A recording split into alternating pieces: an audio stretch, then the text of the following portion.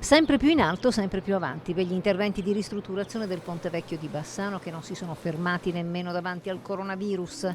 I lavori in alveo sono terminati e pertanto dalla settimana prossima verrà rimossa la tura e riverrà allagata la parte del Brenta che era stata messa in asciutto per eseguire i lavori. Terminati dunque i lavori in alveo, quelli che sono stati di fatto gli interventi più delicati sul Ponte Vecchio. Dovremo occuparci della parte del piano impalcato della copertura, ma che sicuramente non destano le problematiche dei lavori in alveo. Cosa manca dunque al ponte a tutt'oggi per tornare a splendere come monumento nazionale? Mancano la sistemazione dell'impalcato del lato angarano, stilate 3 e 4, poi le balaustre, la copertura sempre del lato angarano, la pavimentazione e l'illuminazione. Dopodiché il ponte sarà terminato e terminerà, noi confidiamo, nei tempi stabiliti che sono marzo-aprile dell'anno prossimo.